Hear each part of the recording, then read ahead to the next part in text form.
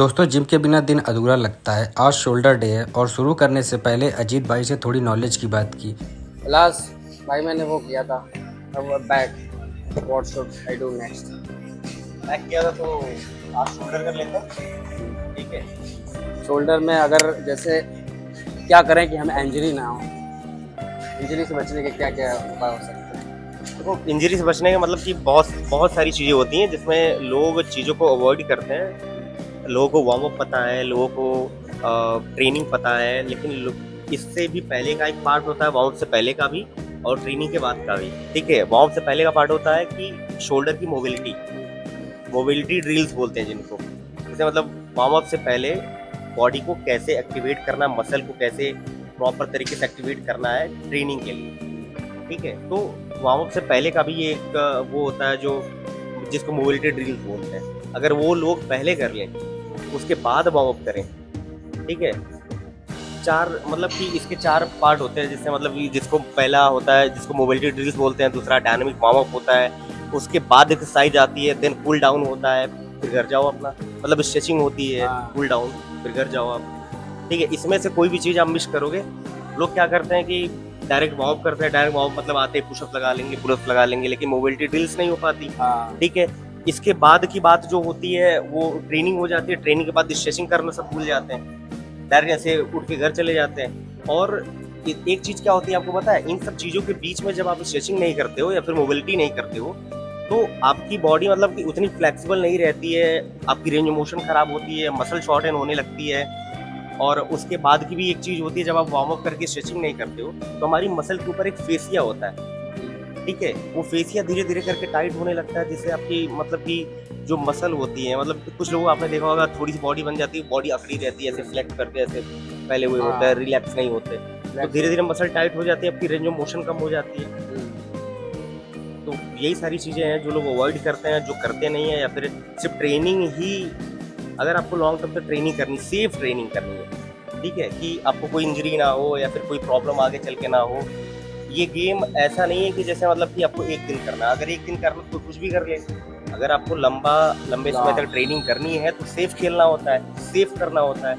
तो कोई भी वर्कआउट करने से पहले 10 मिनट अपनी मोबिलिटी के लिए दो, प्रॉपर वार्म अप के लिए दो, फिर हिट करो। ओके। प्री वर्कआउट पीने के बाद जो लड़के एकदम तुरंत वर्कआउट करने लग जाते हैं, वो क्या सही है या गलत है?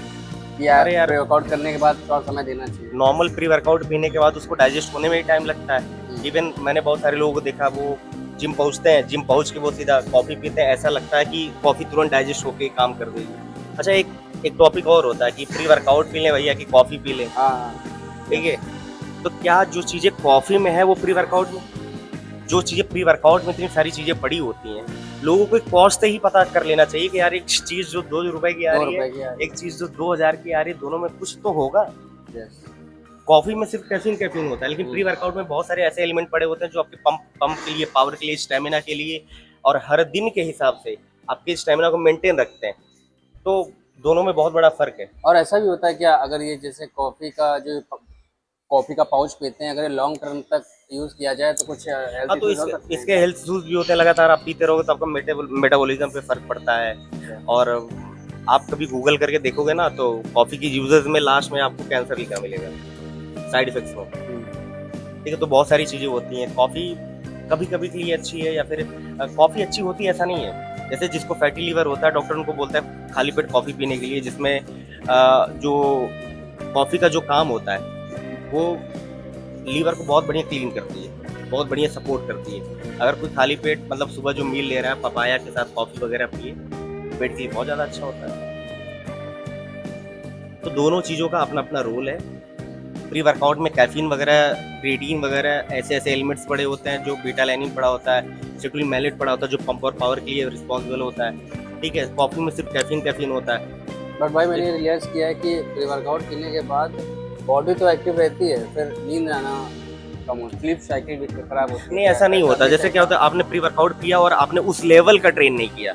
अच्छा, तो जब आपने प्री वर्कआउट डाला, दो मतलब कि पहली बात तो ये लोग ये जान ले कि लोग खाली पेट प्री वर्कआउट पी लेते हैं। ठीक है, pre workout 2000 calorie based diet पे होता है, मतलब हर डब्बे पे लिखा होता है कि आप 2000 कैलोरी बेस्ड डाइट ले रहे हो तब प्री वर्कआउट। दूसरी बात, जब आप प्री वर्कआउट पीते हो, अगर उतना आपने हिट नहीं किया, लोग आज के टाइम पे लोगों को जरा सा भी फैशन हो गया प्री वर्कआउट का, ठीक है। लोग जरा सा भी मतलब कि कुछ भी ट्रेनिंग करनी है, वर्कआउट जरा सा, अब आपने प्री वर्कआउट पिया इतना ज़्यादा, एक सर्विंग भी बहुत होती है, ठीक है। जब प्रॉपर ट्रेनिंग नहीं करोगे, वो बॉडी से वॉश नहीं होगा, निकलेगा नहीं, या फिर उसका यूज़ नहीं होगा किसी भी तरीके से, आप समझ लो, ठीक है। तो वो तो अपना काम तो करेगा ही, जब तक बॉडी में रहेगा तब तक आपको जगा के रखेगा, एक्टिव रखेगा।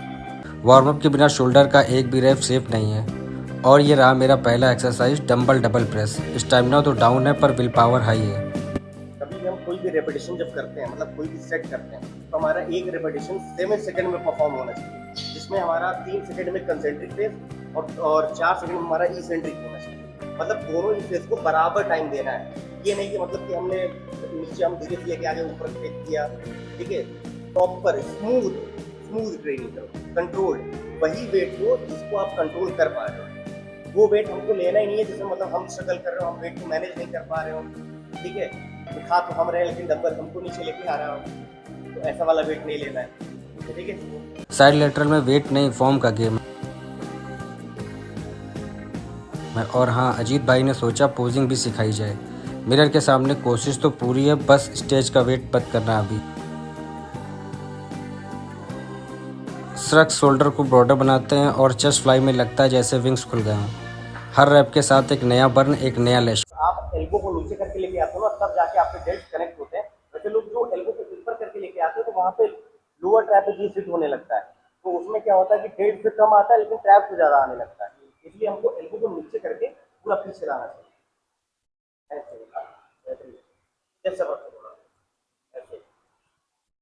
गुड।